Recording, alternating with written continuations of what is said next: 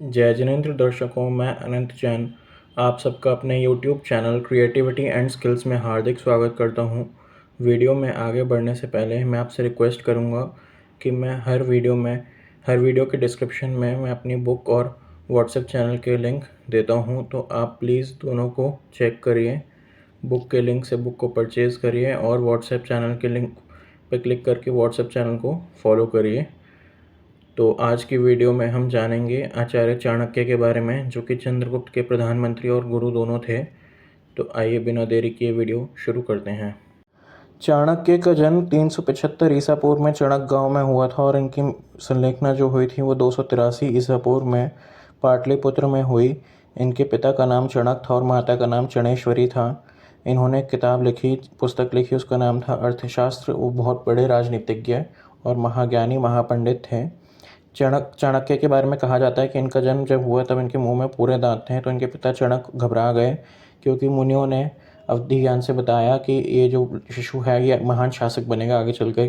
तो इनके पिता क्योंकि जैन श्रावक थे, तो इसलिए इन्होंने घबरा करके कि भाई मैं इसमें खूब जीव हिंसा होगी, खूब खून खराबा होगा जब ये शासक बनेगा इनका शिशु, तो इसलिए उन्होंने दांत उखड़वा दिए। अब दांत उखड़वाने के बाद होता यह है कि मुनि अपने अवधि ज्ञान से जान करके बताते हैं कि अब ये शासक तो नहीं बनेगा, लेकिन किसी महान इंसान को राजगद्दी पे ज़रूर बिठाएगा। तो उसके बाद में ये बात चाणक्य को उनके पिता के द्वारा पता चलती है कि बेटा तुम अब किसी महान शासक को राजगद्दी पे बिठाओगे।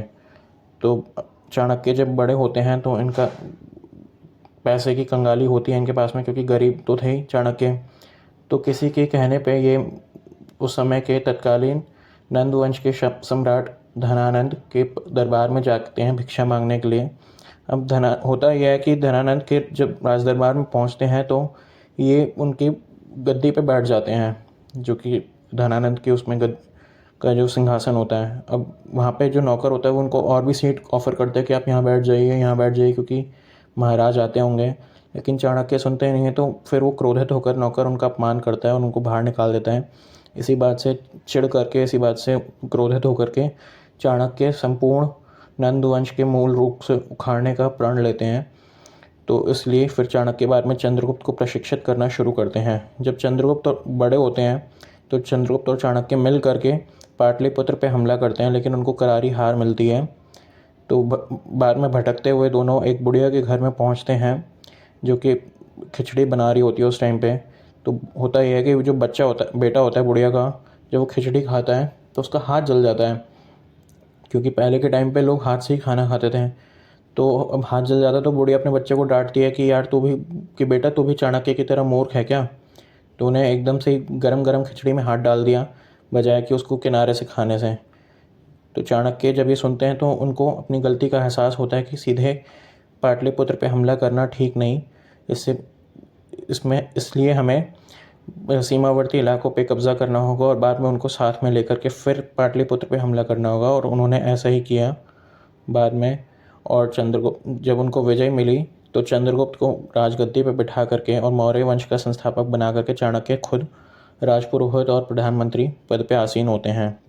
अब होता यह है कि चंद्रगुप्त जब वैराग्य को प्राप्त करते हैं, भद्रबाहु के इन्फ्लुएंस में आकर के, भद्रबाहु से प्रभावित होकर के दीक्षा लेकर के जैन मुनि बनते हैं।